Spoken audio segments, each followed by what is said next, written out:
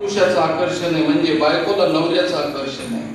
आणि जर स्त्री लज्जाभूषणम लाजून मुरडून राहिली तर तिचं नवऱ्याला आकर्षण आहे महाराज. म्हणून मायबापाचं एकमेकाला आकर्षण कशामुळे?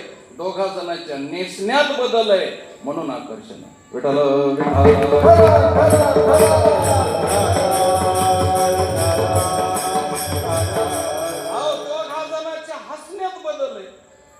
हो, पुरुषाला हसायचं ठरलं तर ढगाचा गडगडाट झाल्यासारखं वरी तोंड कर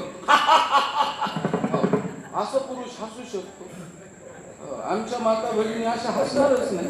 हो, तोंडाला पदर लावते, खाली वाकून हसते.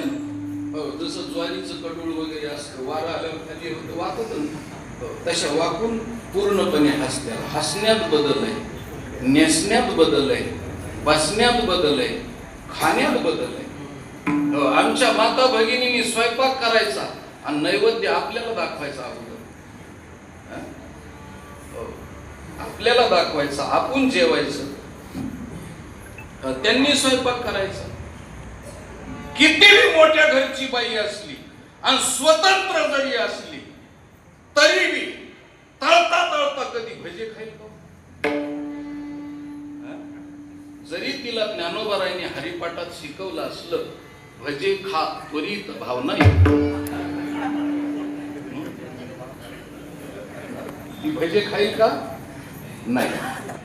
हो, भजे वृजे कमंडनम, खाणार नाही भजे ती तळता तळता. पण पुरुषाचं तसं नाही, तो तळता तळता तो भाजा खाऊ शकतो, पण कालवलेलं पीठ सुद्धा खाऊ शकतो. हा बदल आहे ना,